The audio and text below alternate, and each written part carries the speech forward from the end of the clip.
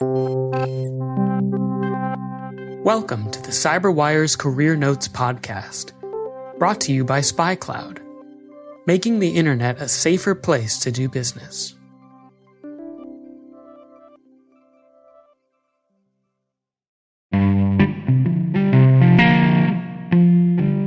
Hello, my name is Brandon Karpf.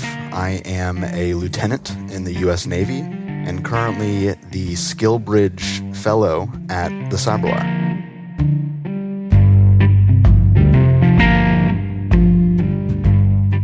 From a young age, knew I wanted to join the military. I remember my first thought of joining the military on 9/11. Being from New Jersey, the events of that day hit my community pretty hard.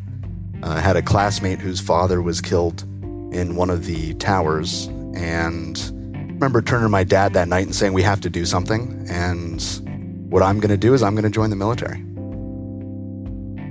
My grandfather served in World War II. He was an Army infantry officer in the South Pacific, and he spent the entire war doing the island hopping campaign under MacArthur. Growing up, I was his only grandson, and I got a lot of the war stories. He instilled in me that sense of service. Getting to the Naval Academy is not necessarily the easiest thing, but I knew I wanted to serve. My dad knew about the academies. He took me around to all of the various academies. As soon as I stepped foot in Annapolis, Maryland, with the water and the blue skies and the gold gilded dome of the Naval Academy Chapel and all the midshipmen in their whites, I knew that this was the place for me.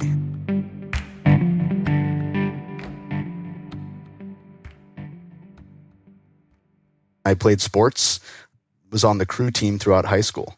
So even before I started my senior year, in fact, a week before I started my senior year of high school, I had my appointment to the Naval Academy because I'd been recruited to the heavyweight rowing team. I just didn't really know what I wanted to do in the military. Originally, I thought I wanted to be in explosive ordnance disposal, one of the special warfare communities. After some serious injuries that I had at the academy, that wasn't in the cards. And one of my advisors was a naval cryptologist. And I remember him bringing me in, and I was lamenting the fact that I had just gotten ankle surgery after fracturing my ankle and wasn't going to be able to go do explosive ordnance disposal. And he kind of laughs at me, and he looks and says, it's funny that you think you have a choice, or that you ever did have a choice. You were always going to go be a cryptologist. And I look at him having no idea what cryptology is. And I say, what's that? And he had just come off a tour at NSA, and he said, I can't really tell you, but it is very cool. As a 21-year-old, all you want to hear is, you're going to go do something really cool. So I was sold.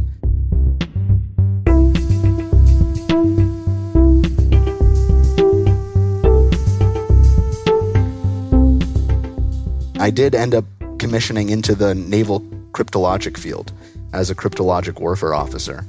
They sent me to MIT to get a graduate degree, which was totally unique and not a normal thing. But this was right after Cybercom stood up, and they knew that we wanted to bring in academia and research and the hard sciences of computer science. And so they sent me up to MIT basically to be a civilian for 2 years and just go to school and learn from the best. MIT is as unique an institution as the Naval Academy is, except entirely on the other side of the spectrum. So the Naval Academy is strict and rigid and structured. MIT is the absence of rigidity. It is open, it is interesting and exciting and dynamic. And my research advisor, my first meeting with him, and he was paying for the whole experience for me. And I said, what do you want me to do? And he looks at me and goes, what do you want to do? Because this is your time. Take it and enjoy it.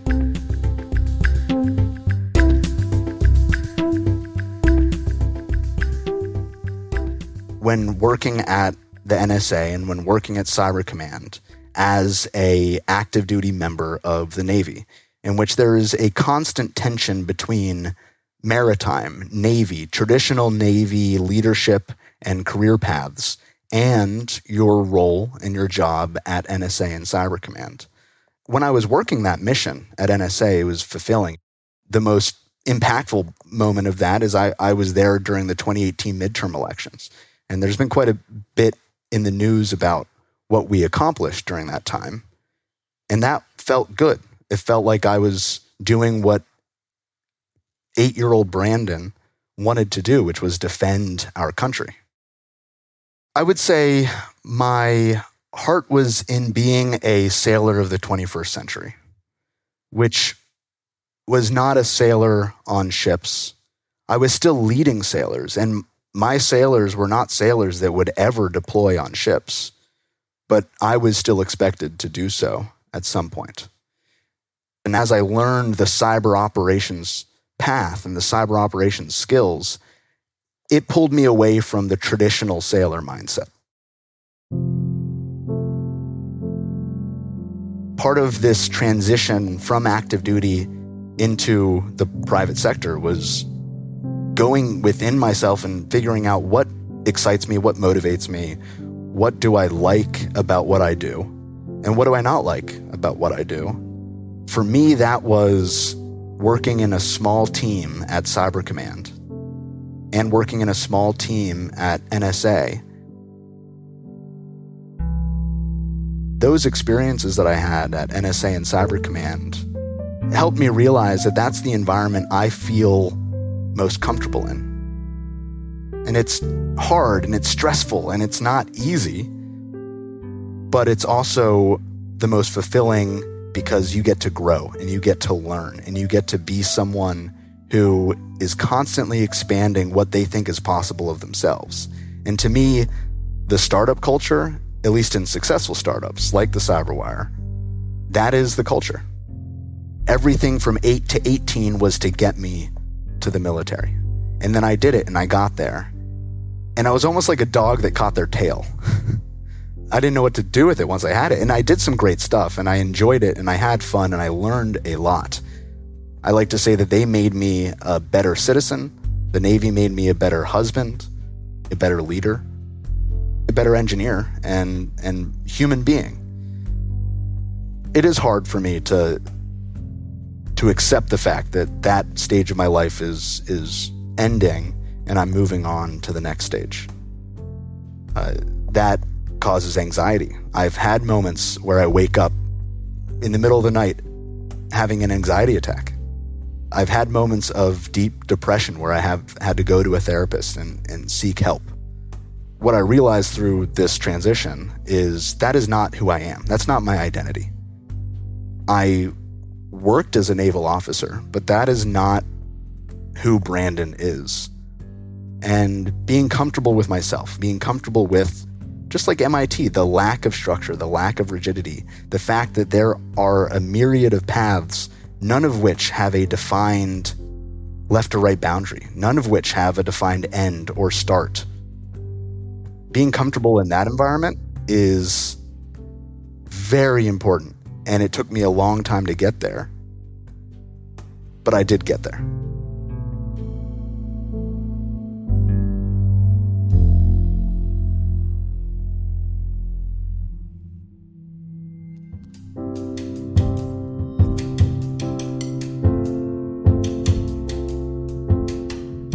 A big part of this next stage of life is I want to enjoy my time with my wife, do fun things together.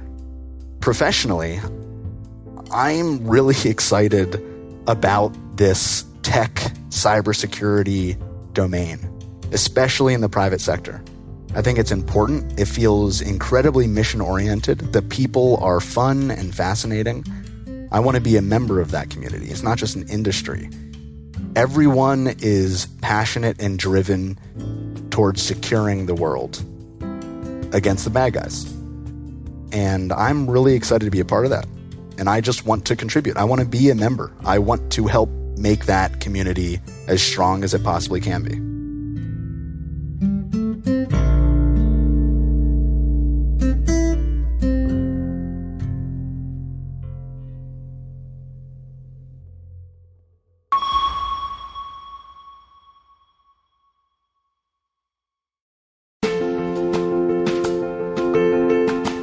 This CyberWire Career Notes podcast is made possible by SpyCloud.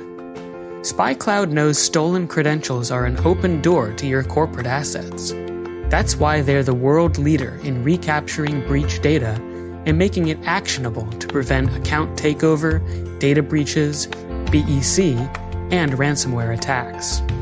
Check your breach exposure now and see how global businesses are using SpyCloud to negate the value of their employees' stolen data.